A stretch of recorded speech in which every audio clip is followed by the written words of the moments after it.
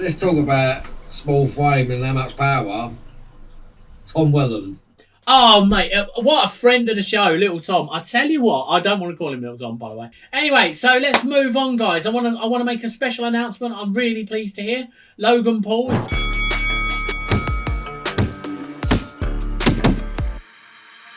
Hi guys, want to enjoy one of our $50 prizes every month? Simply subscribe to our social media channels, tag your friends, and enjoy the content. Get boxing. And this is not sort of being sizist or anything to these fighters, but you just realise how much power is generated from such a small frame. So then it gives you... Let's talk about small frame and how much power. Tom Welland. Oh, mate, what a friend of the show, Little Tom. I tell you what, I don't want to call him Little Tom, by the way. He came in to see me, what was it, last Wednesday? Was it? Last Wednesday. Yeah. And he messaged me and he said, coming in for the interview, no problem, but I've got to be away because I've got to be over in Brentwood or something he was doing some cryo health thing ready for his fight. I said, all right, no problem, Tom. I'll get in, we'll get done, and then you can be away. Right? Well, when he came in, we were talking, and then we had another fighter come in, which is Ahmed Hattam, who's another favourite of mine.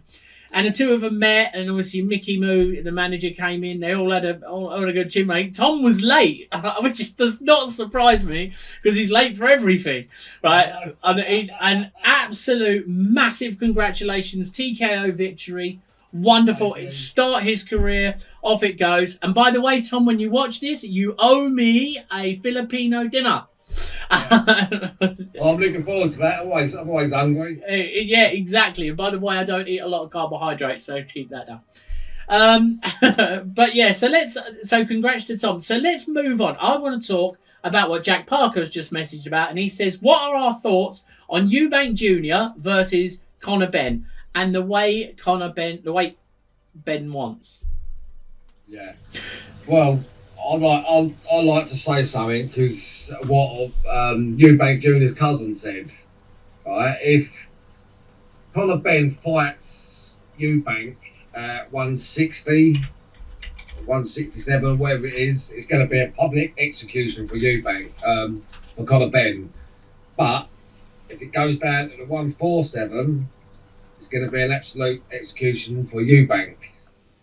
So because the weight really does pay a lot of difference in punching power. Eubank Sr. chirping up on Friday saying, leave my Chris alone, Harlan will take you out, Harlan will fight you. Okay, so let me throw my little 2 pence worth in here. Chris Eubank Sr. has nothing to do anymore with Chris Eubank Jr.'s training, Chris Eubank Jr.'s fighting, anything, right? Eubank Jr. said, basically, I'm the boss. Go away. That's what Junior said to Senior. Now, Chris Senior is now working with his nephew. Did he call him charlatan? Yeah, he did. He's now working with his nephew, right? And he's working with his nephew, and now, of course, he's gonna get paid. And the big fight is with Conor.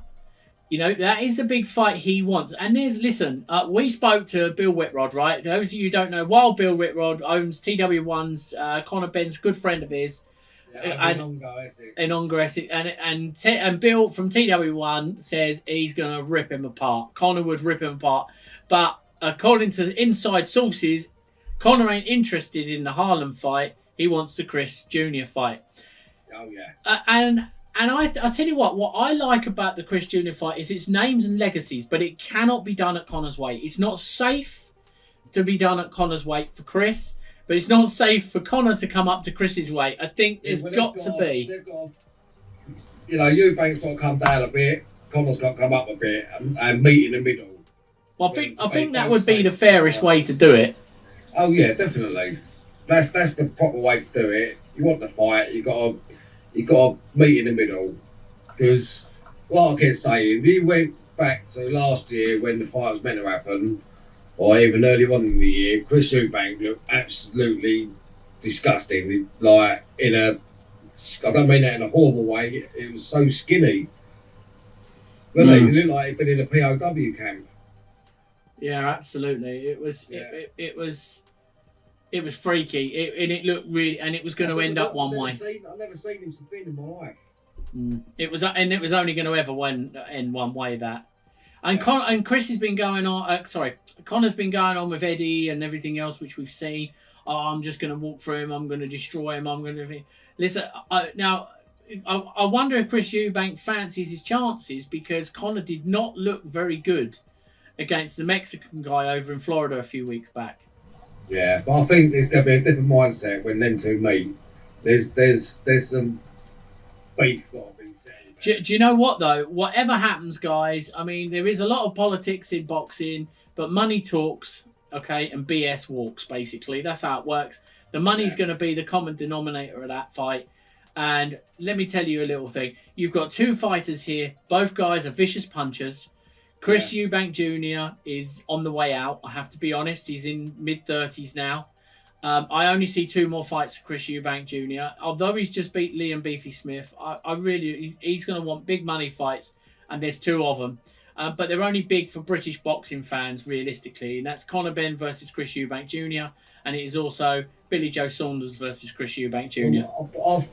I've got a suspicious feeling when these two meet, there's going to be a rematch.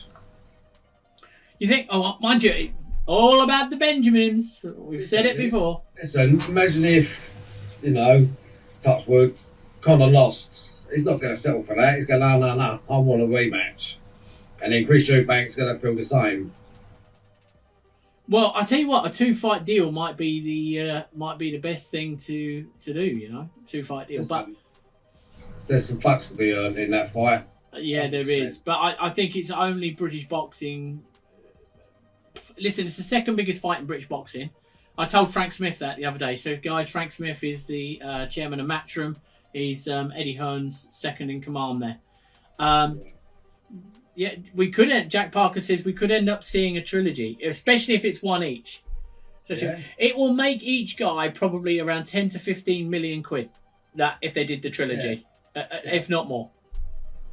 And I believe that could be Eubank's end of career. Not in like he's finished or anything. It's this time to retire, walk away, you've earned a pretty dollar. Now time to enjoy yourself. I think probably as well, he'd be one of the ones that could probably feel a bit hard done by never winning a world title. But he's set himself up for life. He set his family up for life. But I think it's very underhanded of Chris Senior to try and muscle in on the Harlem and the Eubank Benn name and say chuck in Harlem instead, because Harlem's bigger and heavier than Chris, and lighter than Chris, and actually meets the weight now. He is, but Conor walks around at 170, 175. So he was saying. Yeah, apparently so. But I think he could, if he had to, drop down to 147, take Harlem out. I think he will. Well, I think Conor can get back down to that weight. I don't think that's going to be any any issue. Still to lose the weight easily. Yeah, definitely. Hi guys, a massive shout out to our channel supporters, Cornbread, Hemp.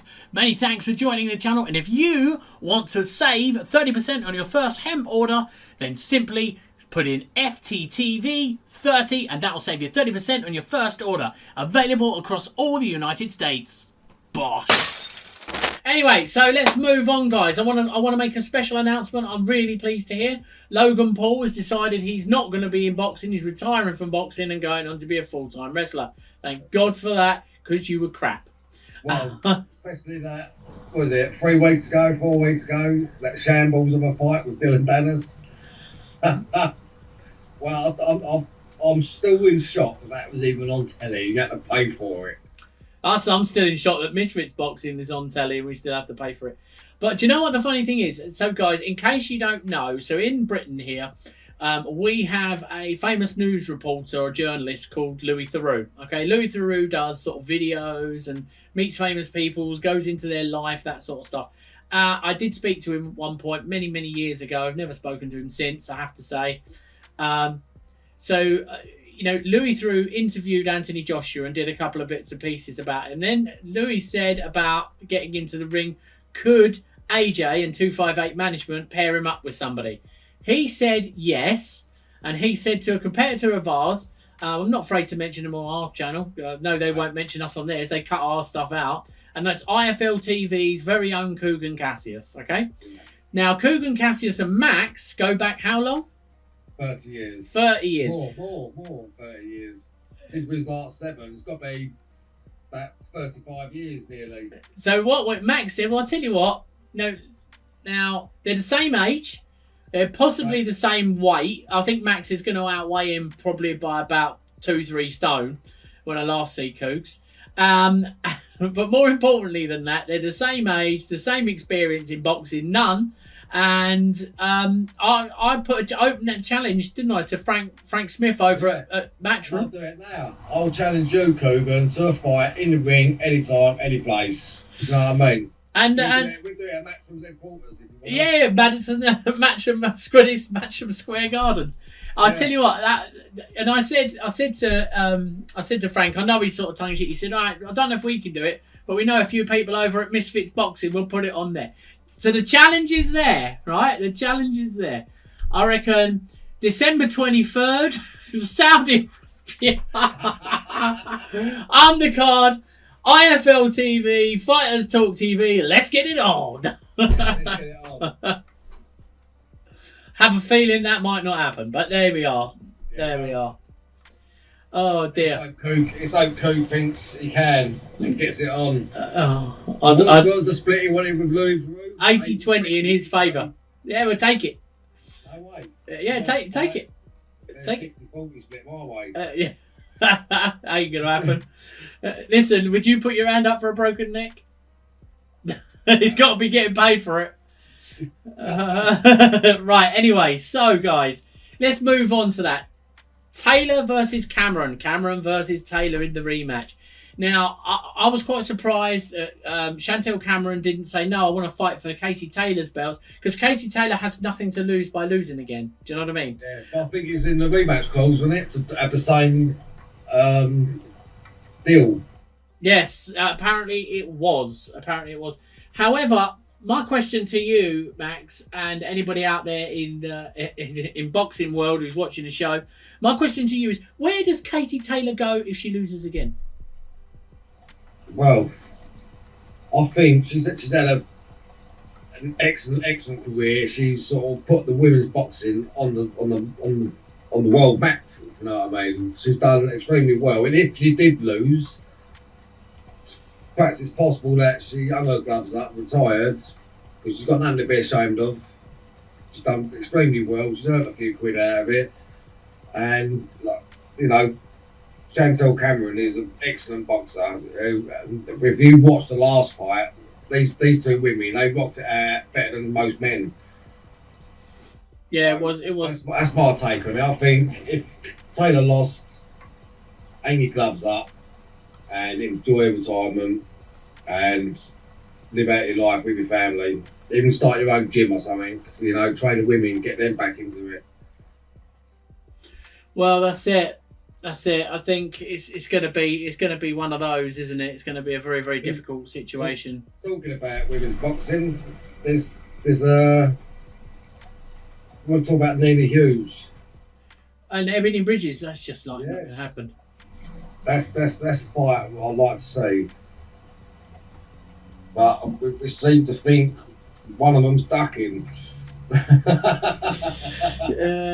Well, yeah. If I told the world what comments you made where Ebony Bridges is ducking, we would have a problem. But we're not gonna go into that. We're really not gonna go into that one. But yeah, I mean, it's going to be difficult. It is going to be difficult. Definitely. Yes. About Roman Fury at the weekend. Do you know what? The school's out on this. Right, now let me rank Furies where I see them at the moment. Number 1, Tyson Fury. Yeah. Right. Number two, Hughie Fury. Roman. Nope. Number 2, Hughie Fury. Okay. Number 3, Roman Fury. And right at the bottom, Tommy Fury. Right? Yeah. Let me tell you why. Because Roman Fury dealt with a boxer yesterday. Dealt with him. Have that. Yeah. Okay. you know, that's basically Actually, what happened. got the only knockout of the night. He did. It was a long night at Wasserman. But yeah, so that's where I see it. I'm quite looking forward to seeing this young man come through. And certainly having his dad in his corner, jumping around all over the place, will sell some tickets. I'm pretty much sure of that. And yeah, and obviously he's coming from the Fury family pedigree, which is really, really good. Be nice to hear Hughie's getting out again soon. I mean, Hughie, I think, was thrown in with some champions very early on before he really was ready. But do you know what? He's a sort of gutsy fighter, and he certainly does have my respect. Yeah. So, Yes. who next you want to talk about now? Right. Let's talk about Bud Crawford. He's had a belt taken off him. Yeah, so this is the is it the IBA stripped him? No, the IBF. I think. IBF stripped him of his. Oh, that's right. Sorry. The IBF stripping Bud Crawford of his title and handing it to somebody else because he wouldn't defend it. Is that, I think, was the I story? think it was with it Boots Ennis. I think he'd give it to him. Who's taking it? Do you know what? Let me tell you something about that. What I hate, I hate how the ranking systems work. How can you strip somebody and then just hand it to someone else? You know, you have to fight for a title. That's what it's about. If you strip them, fine. But then you have to put two fighters together to fight for it. Yeah, well, I think he was next in line anyway to fight for it, but it never happened, did it? So they've handed it down to him. Yeah, definitely. Anyway, I'm sure things will sort themselves out in what they call the fullness of time. But that I think, guys, brings our show to an end once again. Thank you very much for watching Boxing Banter with Max, the Viking page, and Andy Nightmare Reef. Let's go back to Bud Crawford quickly. It was actually Bud was stripped of his IBF title, and John Boots Ennis takes the spotlight. Without winning a damn thing. Anyway, guys, don't forget you can go to our sponsor up here on the top of the page. Cornbread Hemp, get your 30% off your first order. FTTV 30, and it's compliments of us. Thank you very, very much for watching. And I've used their products, and I'm liking it. That's why his face looks like that. Take care, guys. God bless, and we will see you again soon. Bye.